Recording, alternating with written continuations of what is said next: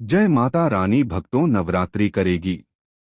हिंदू धर्म के सभी त्योहारों में से एक प्रमुख त्योहार है और हमारी सनातनी हिंदू पंचांग के अनुसार शारदीय नवरात्रि के पर्व का विशेष महत्व होता है। भक्तों, इसके बाद की 9 रातों में माता रानी के 9 स्वरूप शैलपुत्री, ब्रह्मचारिणी, चंद्रघंटा माँ, कुष्मांडा, स्कंदमाता, कात्यायनी, कालरात्रि, महागौरी और सिद्धिदात्री की विशेष पूजा श्रद्धा और उमंग के साथ की जाती है। भक्तों, हमारे हिंदू पंचांग में माना गया है कि इन 9 दिनों में मां दुर्गा से जुड़ी सभी शक्तियां जागृत हो जाती है। इसलिए इन दिनों में मां दुर्गा की संपूर्ण विधि विधान से पूजा करने से आपकी सभी मनोकामनाएं पूर्ण होती है।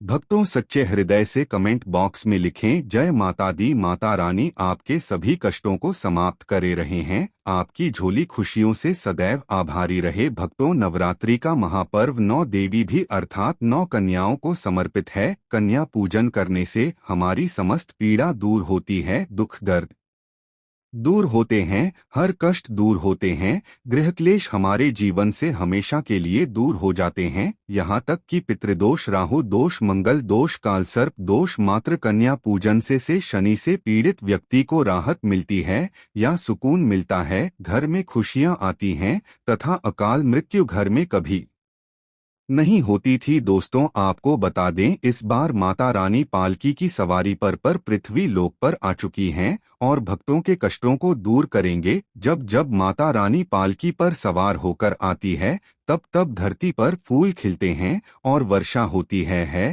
तथा हरियाली की उत्पत्ति होती है और जीवन सुगम हो जाता है कि किसान के घर में साक्षात मां जगदम्बा, जगत मां का आगमन होता है। भक्तों, इस बार के नवरात्रि बहुत ही शुभ और मंगलकारी माना जा रहा है। इस बार शारदीय नवरात्रि 3 अक्टूबर गुरुवार को शुरू होकर और इसका समापन बंद 11 अक्टूबर बुधवार को होगा। ऐसे में 12 अक्टूबर दिन गुरुवार को ही दुर्गा विसर्जन होगा। जो लोग माता रानी की स्थापना करते हैं, मूर्ति स्थापना करते हैं, वह लोग 12 अक्टूबर गुरुवार को विसर्जन करेंगे। दोस्तों, नवरात्र की अष्टमी और नवमी तिथि पर कन्या पूजन का विधान है। इस बार महाअष्टमी तिथि 10 अक्टूबर 2014 यानी कि इस दिन मंगलवार है और नवमी तिथि 11 अक्टूबर 2014 दिन बुधवार को है। ऐसे में आप अष्टमी और नवमी को इन दोनों तिथियां में कन्या पूजन अवश्य ही करें। कन्याओं को भोजन अवश्य खिलाएं। शास्त्रों में 9 दिनों के नवरात्रि को बहुत ही शुभ और मंगलकारी माना जाता है और वहीं 8 दिनों के नवरात्रि को अच्छा नहीं माना जाता है। ऐसे में 10 दिनों के नवरात्रि रही बहुत ही शुभ मानी गई है। भक्तों, शास्त्रों के अनुसार नवरात्रि के दिनों में माता रानी का पूजन करने से, कन्या पूजन करने से मां अभय वरदान प्रदान करती है। कुंडली में जो कष्ट होते हैं उन्हें ठीक कर देती है। श्रीधर की तरह ही सच्चे हृदय वाले व्यक्ति के सभी कष्टों का निवारण मां शीघ्र ही करती है। मां की उपासना से विनम्रता का विकास होता है। सभी का शास्त्र दरिद्रता, दुख, कष्ट नष्ट हो जाते हैं। नवरात्र में माता रानी का व्रत और पूजन किया जाता है, लेकिन नवरात्र के दौरान सबसे ज्यादा महत्व होता है कन्या पूजन का। दोस्तों, कन्या रानी जो होती है, यह फूल की पंखुड़ियों की तरह नाजुक होती है। कन्या पूजन सर्वोपरि है, श्रेष्ठ है। कन्या के रूप में स्वयं जगदम्बा देवी, माता वैष्णो, 9 देवियां अर्थात समस्त ब्रह्मांड इनके शरीर के कण कण में वास करते हैं। बहुत कम लोग जानते हैं 33 कोटि देवी देवताओं का वास होता है कन्याओं के मस्तक पर। कन्या चाहे छोटी हो चाहे बड़ी, हानि हो, वह सदैव पूजनीय है, मां के समान मानी जाती है। भक्तों, माना जाता है व्रत और उपासना से माता रानी इतना प्रसन्न नहीं होती है जितना कि कन्या पूजन से होती हुई है। रात्रि में छोटी छोटी कन्याओं को माता रानी का स्वरूप माना जाता है। कन्याओं को भोग लगाया जाता है, उन्हें प्रसन्न किया जाता है और बदले में आशीर्वाद मांगा जाता है। कन्याओं को खुश करने के लिए गिफ्ट आदि उपहार वगैरह दिए जाते हैं। माना जाता है अगर कन्याओं को कोई भेद ली जाए और वह उसे खुशी खुशी विकार कर ले तो इसका मतलब है माता रानी अर्थात माता वैष्णो ने वह भेंट स्वीकार कर ली जिन पर कन्याएं प्रसन्न होती हैं, तो समझो उन्हें माता रानी का आशीर्वाद मिल गया और माता रानी की कृपा से उन्हें मुंह मांगा वरदान प्राप्त होता है। कन्या पूजन कोई मामूली पूजन नहीं होता, समस्त ब्रा महान में जो पूजा होती है उनसे बढ़कर कन्या पूजन को माना जाता है। 10 बार गंगा स्नान करने से और 100 बार यज्ञ करने से तथा 1000 बार यात्रा करने से जो पुण्य मिलता है वह मात्र एक बार कन्या पूजन करने से करोड़ों गुना भक्त को मिल जाता है, प्राप्त हो जाता है। दोस्तों, इसीलिए कहा जाता है कि कन्याओं को सताना नहीं चाहिए, इससे समस्त ब्रह्मांड हिल जाता है।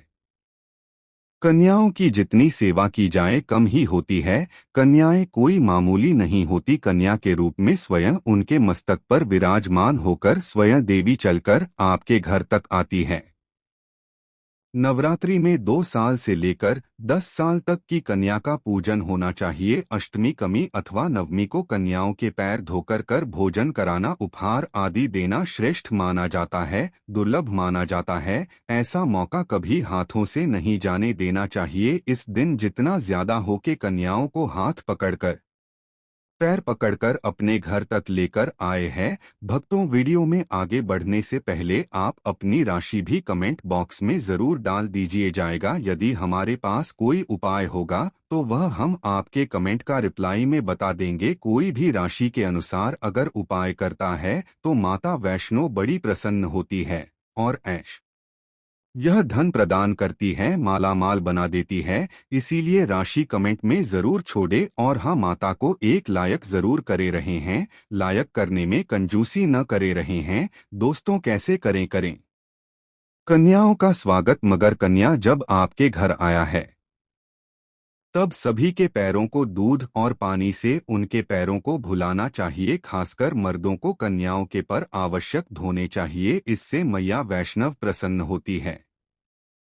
दोस्तों, तो फिर उसके बाद कन्याओं को किसी साफ जगह पर जमीन पर कपड़ा बिछाकर बैठाना चाहिए, उनके माथे पर अक्षत, फूल और कुमकुम लगाना चाहिए। फिर उसके बाद भोजन ग्रहण करवाना चाहिए। लेकिन हमेशा याद रहे कन्याओं को थाली में 3 पूरियां कभी न रखें, इसे शुभ नहीं माना जाता है, अशुभ माना जाता है। 3 पूरियां तथा 3 रोटियां मरने वाले व्यक्ति के लिए निकाली जाती है और जेल में कैदियों के लिए दी जाती है। ऐसे में कन्याओं को उनकी थाली में 3 पूरी कभी ना ले आते, 1-2 करके पूरियां ले सकते हैं। इससे सीन संख्या बढ़ जाती है और दोष भी नहीं लगता। दोस्तों, कन्याओं को खाना खिलाने के बाद अंतिम में कन्याओं के सर पर लाल चुनरी उड़ाना चाहिए और भोजन में आपको खीर, पूरी, हलवा, चना तथा आलू की सब्जी, छोले वगैरह की सब्जी खिलानी चाहिए। पनीर आदि भी खिलाया जा सकता है। वैसे माता रानी का प्रिय भोजन खीर, हलवा, पूरी और छोले आदि ही है, लेकिन भूल से भी लहसुन और प्याज का इस्तेमाल कभी ना करें, अन्यथा अनर्थ हो जाएगा।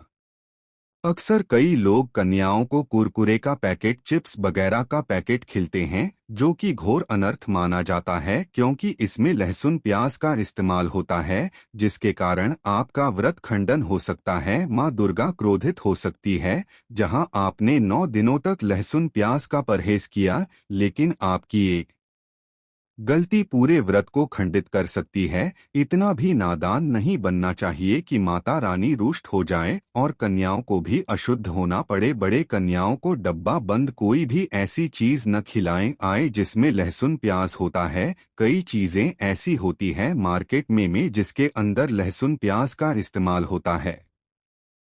ऐसा कभी मत करना दोस्तों। कई लोग कन्या पूजन में खाना घर पर नहीं बनाते थे और मार्केट से रेडीमेड लाकर ही खिलाते हैं तथा दही जलेबी खिलाते हैं, जो कि शुभ नहीं माना जाता है। दोस्तों, ऐसा खाना खिलाते हैं जिनके घर में मान लीजिए कोई दुर्घटना आदि हो गई है या घर में कोई बीमार है या कोई मुसीबत है, तब वह ऐसा करते हैं। लेकिन अगर आप स्वस्थ हैं, आपको कोई पीड़ा नहीं है, तो ऐसा भूल कर भी नहीं करना चाहिए। माता रानी दही जलेबी नहीं, आपके हाथों का बना भोजन खाना चाहती है, आपका प्यार चाहती है। फिर चाहे आप घर में एक ही पूरी क्यों न बनाएं, माता के लिए आप स्वयं ही अपने हाथों से माता रानी को भोजन खिलाया देखिए, भले ही आप दही जलेबी खिला सकते हैं, परंतु माता को घर का बना हुआ शुद्ध भोजन ही अति प्रिय है। खासकर शारदीय नवरात्रों के दौरान घर में पक्का खाना अवश्य बनाना चाहिए। माता रानी बहुत प्रसन्न होती है, या घर का बना पक्का खाना ही कन्याओं को खिलाना चाहिए। हमेशा याद रखें, कन्याओं को प्लास्टिक के बने धोने में खाना नहीं खिलाना चाहिए। ऐसे बर्तन पूजा पाठ के लिए शुभ नहीं अशुभ होते हैं, क्योंकि प्लास्टिक के ज्यादातर बटन जो होते हैं जानवरों की हड्डियों द्वारा बनाए जाते हैं, इसीलिए ऐसा पाप मत करना। कन्याओं को हमेशा स्टील के बर्तन या पत्तों से बने बर्तनों में ही भोजन कराना चाहिए। बहुत ही शुभ माना गया है। अगर पेड़ के पत्ते में भोजन कराते हैं तो माता अभय वरदान प्रदान करती है। दोस्तों, एक और बात हम आपको बताने वाले हैं कि यदि नवरात्रों के समाप्त होने के बाद यदि बीच में कन्या पूजन में शुक्रवार का दिन पर किया जाए तो कन्याओं को कोई भी खट्टी चीज नहीं खिलाना चाहिए, क्योंकि शुक्रवार का दिन में संतोषी को समर्पित होता है और माता संतोषी नवरात्रों के दिनों में सक्रिय अवस्था में होती है, यानी वह भी 9 देवियों के साथ में आपके घर में आती है। इसीलिए कन्याओं को भूलकर भी शुक्रवार का दिन खट्टी चीज घर में नहीं बनाना चाहिए और कन्याओं को भी खट्टी चीज नहीं खिलाना चाहिए। घोर पाप लगेगा आपका, का किया कराया सब बर्बाद हो सकता है। खट्टी चीजों से माता संतोषी रुष्ट हो सकती है, चिढ़ सकती है, आपको श्राप दे सकती है। इसीलिए नादान न बने। दोस्तों, भोजन कराने के बाद कन्याओं की थाली में एक लौंग जरूर रखना चाहिए, क्योंकि लौंग देवी शक्ति तथा दुर्गा माँ को बहुत प्रिय है। लौंग माता शक्ति का प्रतीक होती है। लौंग में नव दुर्गा का वास होता है। इन 9 दिनों में माता रानी को लौंग का भोग लगाया जाता है, तो खाना खाने के बाद कन्याओं को लौंग अवश्य अर्पित करे रहेगा। माता रानी को अमृत से बढ़कर कर लोकप्रिय है, इसीलिए कन्याओं को थाली में चुपचाप एक लौंग जरूर दे देंगे, आपका भाग्य चमक जाएगा। माता लक्ष्मी आपके जीवन में धन की कोई भी कमी नहीं होने देंगे। भक्तों, तो आपको बता देंगे कन्याओं को उपहार में के दादा कन्याओं को खुश करने के लिए उनकी थाली में दक्षिणा डाल ले, ताकि आपके घर में संपन्नता बनी रहे हैं तथा धन की कोई भी कमी ना हो। कन्या गया जब आपके घर से खुशी खुशी धन लेकर जाती है तो वह भी आपको खुशी खुशी से कई गुना आपको धन प्रदान करती हुई है। इस समय कंजूसी मत करना, वरना खुशी खुशी कन्याओं को धन अवश्य देना। कन्याओं को कोई सुंदर गिफ्ट दे सकते हैं। शास्त्रों में बताया जाता है कि कन्या जितना खुश होती है माता रानी उतना ही जल्द फल की प्राप्ति प्रदान करती है। ऐसे में आप कन्याओं को चॉकलेट बॉक्स दे सकते हैं तथा खूबसूरत कपड़े दे सकते हैं। याद रहे, काले कपड़े न डालें और स्टील के बर्तन भी गिफ्ट के तौर पर दे सकते हैं। याद रहे कि कन्याओं को लोहे का कोई भी सामान नहीं देना, नहीं तो राहु केतु का प्रभाव आपके जीवन में प्रवेश कर जाएगा। राहुकाल तथा राहु दोष आपको लग जाएगा, आप बर्बाद भी हो सकते हैं। दोस्तों, जब कन्या अपने घर के लिए प्रस्थान करें उनके चरण जरूर छू लें और अपने मन में अपनी प्रार्थना को पूरा करें। अरे सच्चे दिल से मांगी मुराद माता रानी अवश्य ही पूरी करती है। सच्चे दिल का मतलब होता है मन में कोई भी लालच न हो, और अगर वह लालच माता को पाने के लिए बन जाए तो उसे बोलते हैं सच्ची श्रद्धा और सच्ची भक्ति। ऐसी भक्ति के आगे स्वयं 33 कोटि देवी देवता आपको नमस्कार करते हैं। नवरात्रि में अगरबत्ती जलाते हैं, फिर आप गोबर के कंडे जलाते हैं, या फिर आप माता रानी के लिए जो भी चीजों को जलाते हैं, तो भक्तों, भस्म का क्या करना चाहिए? जलाने के बाद जो अंतिम चीज होती है वहाँ चीज भस्म होती है। भस्म का क्या करना चाहिए? तो भक्तों, हम आपको बता देते हैं कि इस भस्म को पूरे साल के लिए 1 साल के इस प्रकार की भस्म को बटोर करके रखना चाहिए, जो अगरबत्ती की भस्म है या फिर कहा जाए गोबर के कंडे की भस्म रखी है, क्योंकि माता रानी को हम जो कच्ची धूप जलाते हैं उसकी भस्म भी काफी सारी हो जाती है। क्या इसे में नदी में बहा देना चाहिए? अगर ज्यादा है तो नदी में बहा दीजिए, बाकी कम से कम आप को 1 साल के लिए आपको यह भस्म अपने पास में जरूर रखनी चाहिए। भक्तों, हम भस्म के बेनिफिट बता रहा हूं और इसके फायदे बता रहा हूं। इससे पहले अभी तक जय माता दी नहीं लिखा है तो जय माता दी लिख लीजिए। इससे हमें वीडियो बनाने का मोटिवेशन मिलता रहता है और माता रानी की कृपा आपके ऊपर और हमारे ऊपर सदा बनी रहती है, उसमें हमें आनंद मिलता है। तो भक्तों, जो भस्म होती है इसका क्या करना चाहिए? अगरबत्ती की जो भस्म होती है इसे पूरे 1 साल के लिए आपको बचाकर रखना होता है और इसे थोड़ी थोड़ी आपको खानी होती है। अगर आप चाहते हैं कि आपकी आध्यात्मिक उन्नति हो, आपकी प्रगति हो तो यह थोड़ी थोड़ी मात्रा में खाना शुरू कर दीजिए। आपके जो सोचने समझने की क्षमता है इतना ज्यादा पावरफुल हो जाएगी कि आपके आसपास में रहने वाले लोग जितना सोचते हैं उसे 1000 गुना ज्यादा आपकी सोच बढ़ जाएगी। भक्तों, जिस भी कार्य को करने के लिए जाएंगे उस कार्य में आपको तरक्की मिलना शुरू हो जाएगी। और भक्तों, एक खास बात, छोटे बच्चों को नजर तो बहुत ही जल्दी लग जाते हैं। तो जो अगरबत्ती की भस्म होती है माता रानी के लिए 9 दिनों तक आपने भस्म जलाकर के रखी है, उस भस्म का थोड़ा सा तिलक आप जो हैं उनके मस्तक पर लगाए जाएंगे। या फिर चाहते हैं तो जिस हिस्से में दर्द हो रहा है, जैसे कि पेट में अचानक से दर्द हो रहा है, उस हिस्से पर आप जो है इस भस्म को रगड़ दीजिए। अच्छी तरीके से भस्म लगा दीजिए। तो पेट में अगर क्रेट लगा हो, पेट भस्म हो जाएगा, बाहर निकल जाएगा। का सिर दर्द हो रहा है, सिर में लगा दीजिए। यानी कहने का मतलब है कि यह आपके हर प्रकार के दुख तकलीफ बाधाओं को दूर करने का काम करता है। नित्य खाएंगे। अपने छोटे बच्चे को खिलाना शुरू कर दीजिए। पढ़ने लिखने में कमजोर है, ऐसे में जो बुद्धि स्थिर हो जाएगी। कई लोग पढ़ने लिखने को बांध देते हैं,